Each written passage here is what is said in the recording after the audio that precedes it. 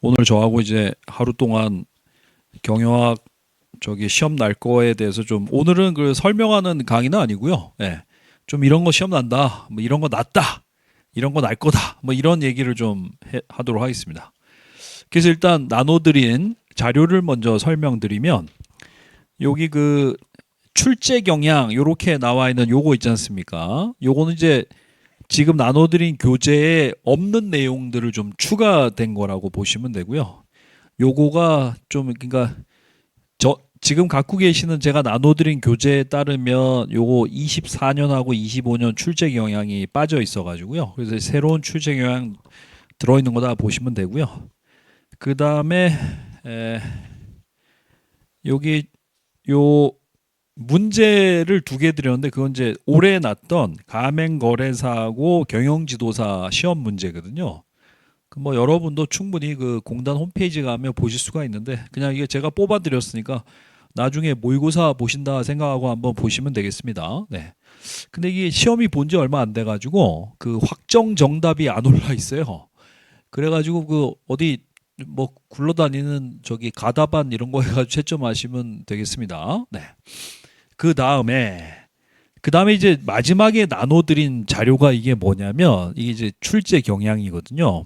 출제 경향 자료인데 이거 제가 이제 어떻게 했냐면 요즘에 또 바야흐로 또 AI 시대가 아니겠습니까? 그래가지고 제가 이제 그 AI 중에 노트북 LM이라고 요즘에 좀 인기 있는 애가 있어요. 그래서 이 걔는 어떤 거냐면 그냥 제가 이제 AI한테 야 노무사 출제 영향 좀 각 챕터로 뽑아 이렇게 하면 얘가 막 인터넷에 막 굴러다니는 거 해가지고 거짓말을 많이 하거든요. 근데 얘는 어떤 거냐면 제가 제 객관식 체계에 있는 문제만 이렇게 샥 그 해가지고 1편 1장 문제만 한 150문제 있잖아요. 그걸 이제 넣어주고 소스를 넣어주고 야 요거 안에 요 테두리 내에서 좀 출제 경향을 좀 해봐 이렇게 했더니 얘가 이게 뽑아준 거야. 그래가지고 이제 얘가 제가 이게 대충 보니까 출제가 좀 많이 되는 요 1편 1장은 뭐 두드러지게 많이 되는 게 없어가지고 그러는데 2장부터는 이제 많이 되는 놈부터 이렇게 뽑았더라고요. 동기부여가 제일 많이 되고 하니까 그러니까 여러분 사실 얘가 뽑아준 여기 것만 해도 사실 제가 보기에는 60점 넘는 데는 뭐 지장은 전혀 없죠. 예. 그래서 어쨌든 그거 할 때 대충 어떤 게 많이 났는지 우리가 이제 각 챕터별로 할 때 요거 잠깐 읽어보고 그리고서 이제 제가 수업하는 걸로 하도록 하겠습니다. 그러니까 이제 다른 AI는 그 거짓말을 연락 많이 해요. 그래서 뭐 AI가 한 거 거짓말 중에 뭐 세종대왕 맥북 사건 뭐 이런 것도 있다고 누가 뭐 우스갯소리로 하던데 누가 이렇게 막 해놓으면 걔가 또 그거 믿어가지고 이렇게 하는가 봐요. 근데 이제 얘는 그게 아니라 내가 준 그 소스 범위 내에서만 그 정리해 주는 애라 그래서 요거는 조금 믿을만 합니다. 예. 그래서 한번 여러분한테 제가 이제 제시를 하고요. 네. 그러면 일단 보겠습니다. 일단 먼저 이제 출제 경향을 좀 아셔야 되는데 이렇습니다. 지난 10년간 보면 근데 이제 그 2023년까지는 저기 25문항이었어요. 근데 이제 여기서부터 바뀌었거든요. 그래서 그래도 보면 여기가 요게 그래도 가장 많이 나는 부분입니다. 여기가. 그래서 얘네가 두 개 이제 합치면 뭐 그래도 한 17.5 이렇게 납니다. 그러니까 한 40% 정도 차지하는 데고요, 얘가. 네. 그 다음에 그 마케팅에서는 뭐 한 5문제, 예, 5문제 나고, 5문제. 그 다음에 얘는 8문제 꾸준히 나네요. 그 다음에 5문제, 여기도 평균 5문제네요. 예. 근데 이제 눈여겨볼 것은 뭐냐면 이제 회계하고 재무관리가 그래도 뭐 어쨌든 합쳐서 뭐 9문제, 11문제 아니까 10문제 정도 나기 때문에 40문제 중에 그 25%예요. 그래가지고 회계하고 재무관리를 버리면 일단 75점 만점으로 시험을 보시게 돼서 좀 불리하다. 그래서 이제 뭐 거기서 좀 어려운 거 나고 그러면 이제 실점수가 60점 정도 나오면 그 환산 점수로 하면 또 표준 점수로 환산하면 또 50점대가 나오기 때문에 그래서 이제 다른 과목에 좀 부담을 줄 수 있다. 그래서 회계하고 재무관리도 시험에 나는 거는 좀 하셔야 된다. 그런데 이게 어떠냐면 인사 조직 전략은 뭐 가맹거래사, 경영지도사 이런 거 못지않게 노무사 시험이 좀 어렵게 납니다. 근데 회계하고 재무 관리는 그 가맹거래사에 비하면 엄청 쉽게 나요. 그래서 이 회계하고 재무 관리는 그 좀 쉽게 나는 그 노무사 문제만 기존에 나왔던 것만 좀 열심히 푸셔도 그래서 조금 됩니다. 뭐 다는 안 되지만 그래도 반타작하는 데는 좀 지장이 없습니다. 그래서 이제 그렇게 하시면 되겠어요. 그 다음에 마케팅하고 운영 관리는 뭐 그렇게 아주 어려운 건 나진 않는데 가끔 이제 이 시험에 쉬운 거를 너무 반복하시다 보니까 가끔 이제 어려운 거를 내시긴 합니다. 그 어려운 건 뭐냐면 수험생에게 있어서 어려운 건 뭐냐면 시험에 안 나왔던 거죠. 시험에 안 나왔던 게 나면 처음 보는 거니까 어렵습니다. 그래서 이제 그런 게 날 수도 있다. 그럼 이제 그런 거는 뭐 틀리셔야죠. 여기에 40문제를 시험에 한 번도 안 나왔던 모든 걸로 다 채우기는 거의 불가능하거든요. 그러니까 이제 대부분 한 60% 이상 한 70% 가까이는 그래도 낫던 개념인데 조금 다른 스타일, 뭐 다른 뭐 정의 이런 걸로 물어보는 거지. 그래도 낫던 거 하기 때문에 우리는 이제 시험에 낫던 거는 이제 그래도 다 맞추시고, 대부분 맞추시고 새로 나온 거는 뭐 찍어서 맞으면 좋고 뭐 아니면 틀리고 뭐 이게 계산돼 있어서 그래서 제가 보기에는 한 75점 정도는 맞으셔야 돼요. 75점 정도는 경영학에서 맞으셔야 어떤 뭐 불의의 일격으로 저기 어디 다른 거에서 60점 밑으로 나오는 과목을 그래도 조금이라도 얘가 이제 좀 커버를 쳐줄 수가 있지. 노동법에서 한 90점 맞잖아요, 여러분이. 노동법 한 90점 맞고, 이게 노. 그 다음에 사회보호법 어렵게 나오면 또 대책 없다면서요. 한 70점 맞고, 민법 60점. 하여튼 뭐 이렇게 얼기설기 이렇게 뭐 하셔야 됩니다. 분야별 출제 경향은 한번 읽어보시면 되겠고요. 그럼 이제 수업하도록 하겠습니다. 여기 보시면 이 시험 나는 것 중에도 보면 경영 일반이 이게 보통 4문제, 3문제, 한 4문제 정도 납니다.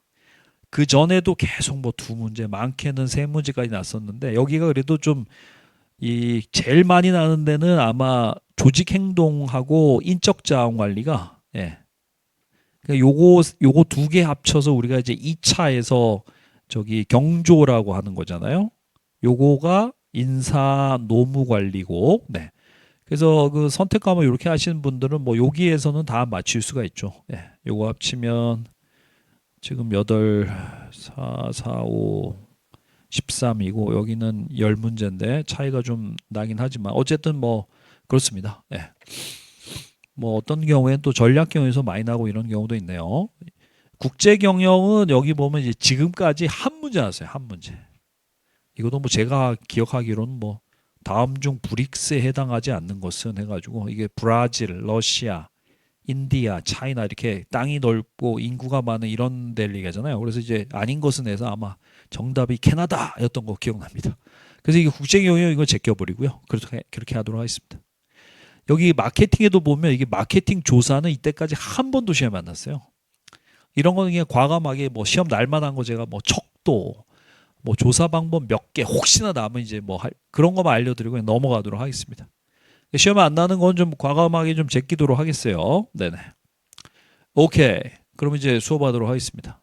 어제도 오늘 제가 그 제 교재가 그게 좀 퀄리티가 괜찮아요. 제가 편집 신경 엄청 많이 써가지고 막 사람들 막 책 보다가 막 동기부여 이론인데 막 여기 잘려가지고 막 이렇게 넘기면서 막 이렇게 하면 짜증내기 때문에 제가 그 맞추려고 엄청 신경 많이 썼습니다. 막 리더십 이런 거 보면 이쪽에 피들러 이런 딱 한 페이지 와 있고 막 이쪽에 허스와 블렌차드에서 막 2개 비교하면서 한 페이지에 딱 봐야지 안 그러면 연락 빡치거든요. 그래서 이게 편집 연락 많이 신경 쓴 책인데 예상외로 안 팔리더라고요.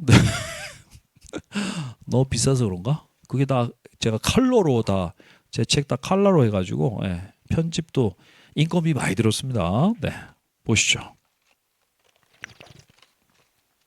아까 걔가 얘기했던 대로 AI가 얘기했던 대로 이게 효과성, 효율성 구별하는 게 시험에 이거 납니다.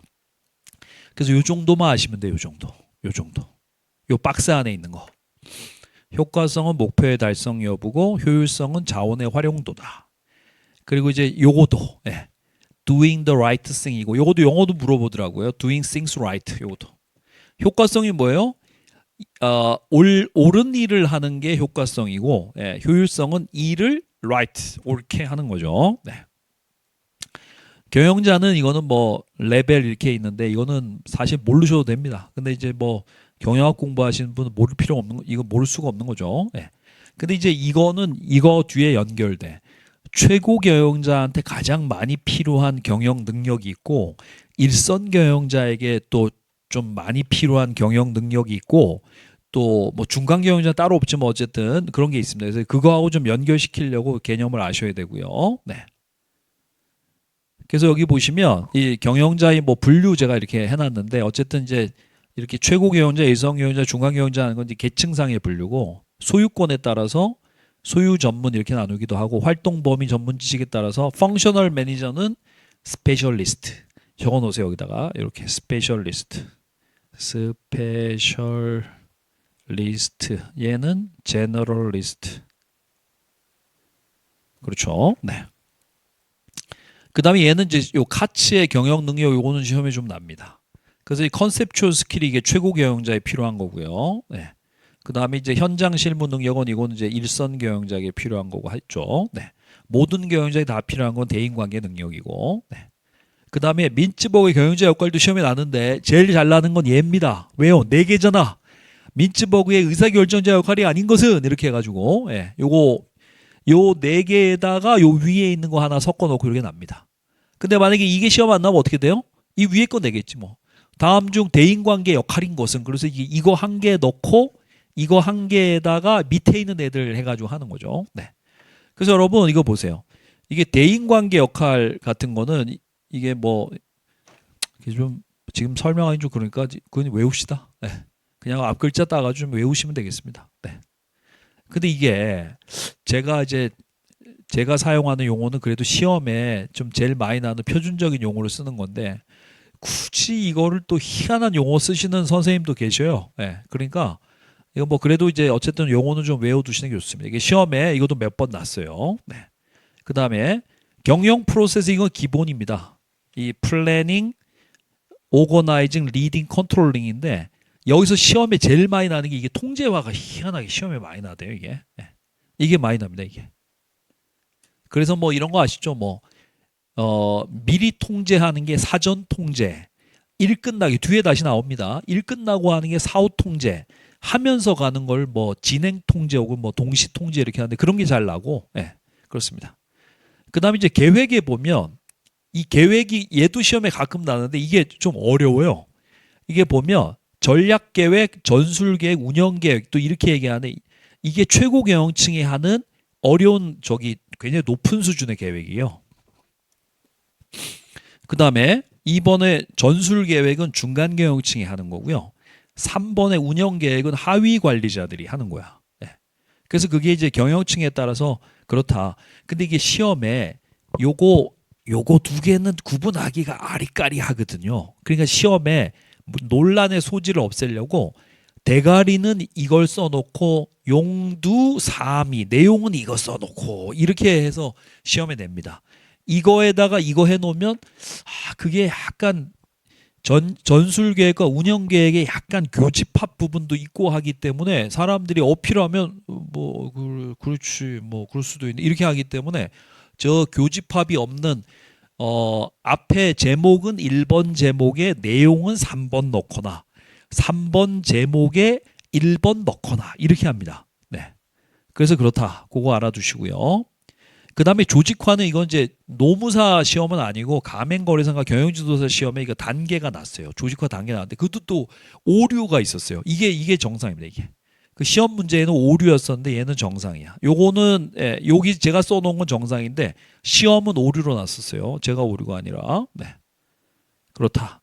그래서 혹시나 다시 날 수도 있으니까 알아두시면 좋겠다라는 거고요. 이게 통제 얘가 시험이 잘 납니다. 이 통제. 사전, 진행, 사후 통제. 희한하게 많이 납니다. 네. 여기서 문제 여러분, 이 셋 중에 결과를 바꿀 수 있는 거 뭡니까? 이 사후 통제는 일 다 끝난 다음에 통제하는 거고 얘는 이제 결과를 바꿀 수가 없어요. 그렇지만 이제 1번과 2번은 그래도 뭐 미리 사전 통제를 일도 안 끝났는데 미리 한다는 건 뭐예요? 계획안 같은 걸 통제한다는. 계획 이거 너무 무리됐어 이렇게 하는 거죠. 네. 진행 통제는 이제 중간중간에 하면서 이제 건축하면서 철근 제대로 들어갔냐 뭐 이렇게 하는 거죠. 네, 그렇다. 그 다음에 이제 의사결정 보겠습니다. 의사결정 이것도 또 이거다. 이게 이거하고 헷갈려 여러분.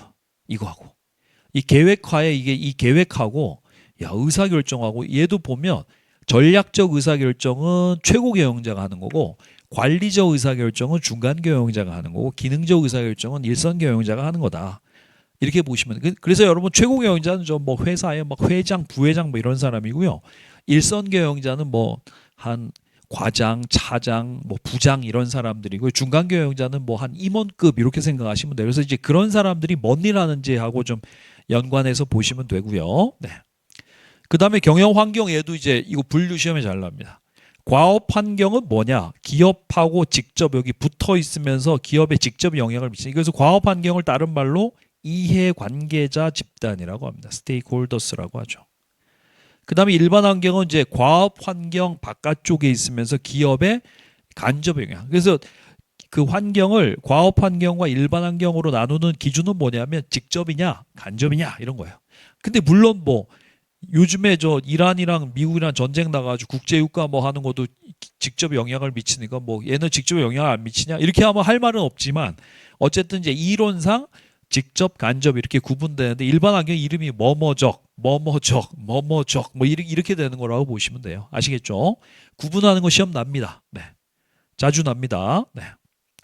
그다음에 기업의 형태 시험에 겁나 많이 납니다. 겁나 많이 납니다. 네. 얘네 이거 시험 이게 한명 회사하고 합자 회사 이 시험이 제일 많이 납니다. 네. 올해 또 나면 뭐 그냥 이거 거저죠. 네.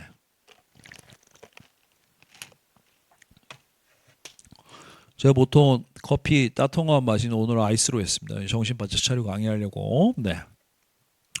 그런 것도 있지만 제가 지난 일요일 날 우리 딸내미하고 미역국 집에 갔다가 미역국 먹다가 입천장이 되어가지고요. 네, 지금 여기 지금 화상 입어가지고 네, 뜨거운 걸 먹지 못하고 있습니다. 네.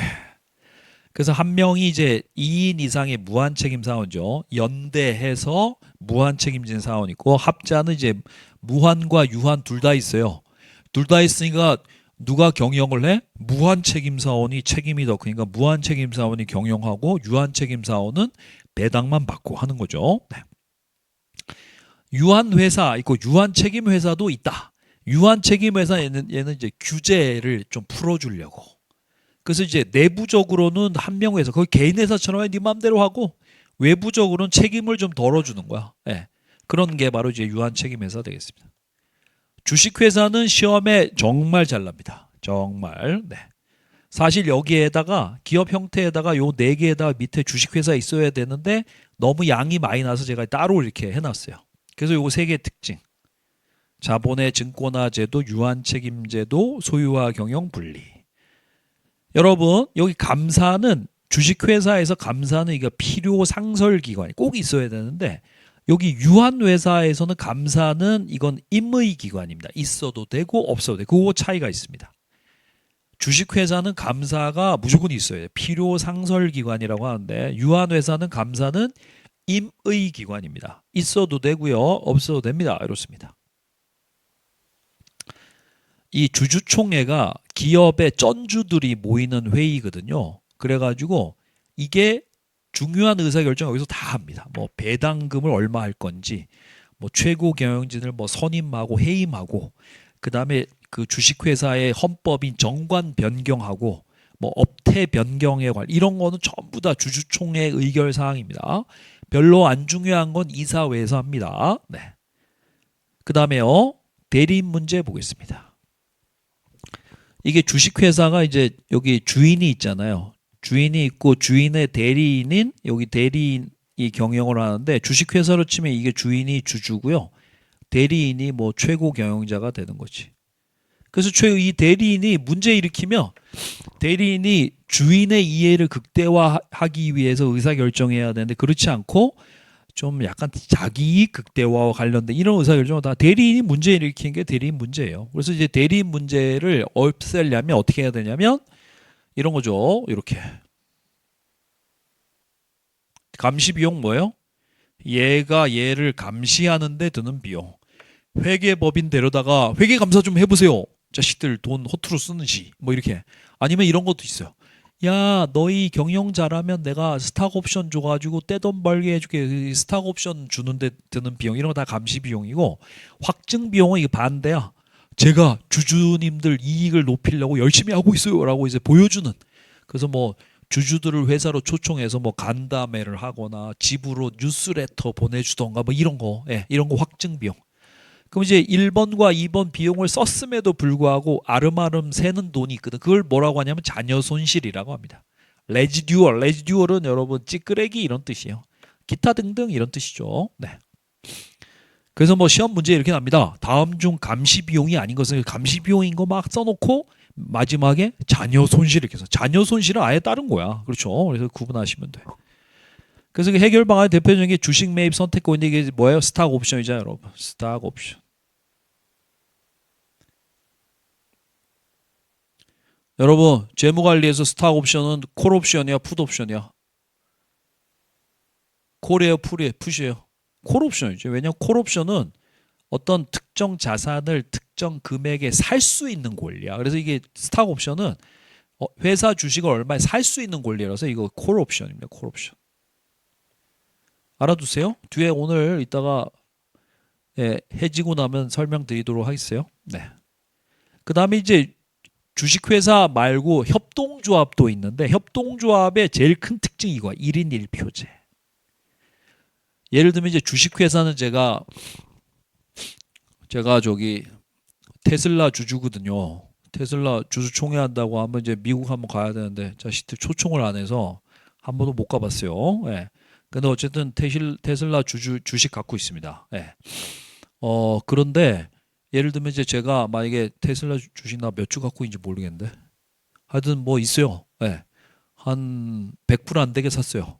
근데 지금 한 400% 하니까 그것도 좀 벌었어요. 예. 그래서 예를 들면 100주 갖고 있다고 합시다. 예. 그러면 이제 제가 주주총회 가서 손 딱 들면 이 뭐야? 이게 100표거든.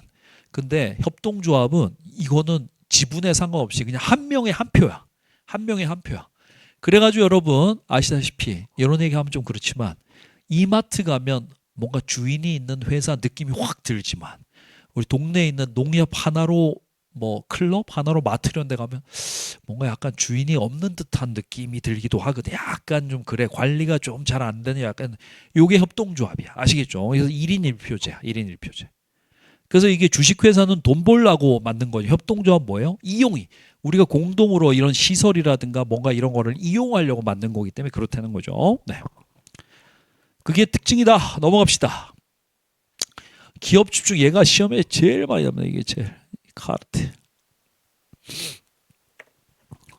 제가 전에도 말씀드렸지만 저기 우리나라에 있는 공정거래위원회라는 이제 국가기관이 있는데 공정거래위원회에 가서 조직도를 딱 보면 카르텔 조사국이라고 있어요. 이 카르텔 조사국이 뭐 하냐? 기업 간에 담합해가지고 가격 올리고 이런 경우에 조사해서 과징금 쉐려버리고 하는 데거든요. 그래서 카르텔이 뭐냐면 기업 간의 담합이야. 그러니까 이제 기업 간에 뭐 무슨 뭐 저기 독립성을 상실하고 그런 게 아니라 그냥 모여서 야야야 합격협학원 다른 법학원 해가지고 야 내가 저 노무사 강의 좀 올릴 테니까 니네 두 명도 그냥 못 이기는 체 하면서 따라와 이렇게 해서 이제 높게 유지하고 이런 게 이게 카르텔이에요. 카르텔. 실제로 학원이 그렇게 하는지 모르겠습니다. 저는. 네. 그 다음에 이번에 트러스트는 이거 뭐냐면 SK텔레콤이 KT하고 저기 LGT를 사가지고요. 그냥 혼자 휴대폰 독점 사업자가 된 이게 트러스트야. 그래가지고 미국에는 이런 게 있어요. 트러스트 안 돼. 엔티 트러스트 법안이라는 게 있어. 이 트러스트가 생기면 이게 독점 기업이 생겨가지고 저기 국민들이 피해를 보고 독점 기업이 할 수 있는 건 뭐야? 가격 뭐 구할 수 있는 데가 통신 서비스 어디서 구해요? 그러니까 이제 가격 계속 올리는 거예요. 그래서 이 엔티 트러스트 법안이 있어요. 이런 것도 역시 공정거래위에 넣으세요. 콘체른이 뭐예요? 아니 A 기업하고 B 기업하고 이게 다 법인이 다른데 알고 보니까 이게 A 기업 주인이 B 기업이고 B 기업 주인이 A 기업이고 막 이렇게 된 거야. 왜? 얘네가 주식을 서로 막 교환해 가지고 막 갖고 있고 막 그래서 그런 거야. 그래서 뭐 이런 경우도 있고요. 아니면 이런 경우가 있어. A 회사가 있는데 얘가 법인은 다 달라. 법인은 다 다른데 이게 여기 뭐 뭐 1번, 2번, 3번, 4번인데 주인은 다 A 기업이야. 그래서 이제 이런 회사를 뭐라고 하냐면 지주회사라고 합니다. 홀딩 컴퍼니. 그래서 보통 회사는 다 설립 목적이 있는데 지주회사는 뭐냐면 다른 회사를 지배할 목적으로 생긴 회사야. 그래서 우리가 신한금융지주라는 회사가 있어요. 걔는 뭐 신한은행 그 밑에 있는 회사들을 거느리려고 만든 회사야. 그래서 이제 지주회사이고 그 밑에 신한은행, 뭐 신한투자증권, 신한카드 뭐 이렇게 있는 거야. 그런 게 바로 뭐냐 콘체른이야. 콘체른. 그래서 뭐 지주회사하고 관련 있는 이런 거 나오면 콘체른 하면 됩니다. 여기 가맹거래상과 경영지도사 문제 올해도 났던데, 예, 뭐 미국식 어쩌고 하면서 있던데, 예. 콘체른 바로 질르면 됩니다. 예, 제가 잘 안 읽어봤는데 답이 콘체른 맞을 거야 아마. 그 다음에 지금 했던 거는 이제 기업 집중인데 뭐 다음 중 뭐 기업 집중과 기업 집단의 뭐 뭘 구별하라 뭐 이런 거는 시험에 안 나더라고. 예. 그러니까 이제 그냥 이름만 아시면 되고요. 예. 그 다음에 기업 집단 보겠습니다. 콤비나트도 시험에는 한 번 났어요. 콤비나트. 소련에서 이제 한 거죠. 소련에서. 네.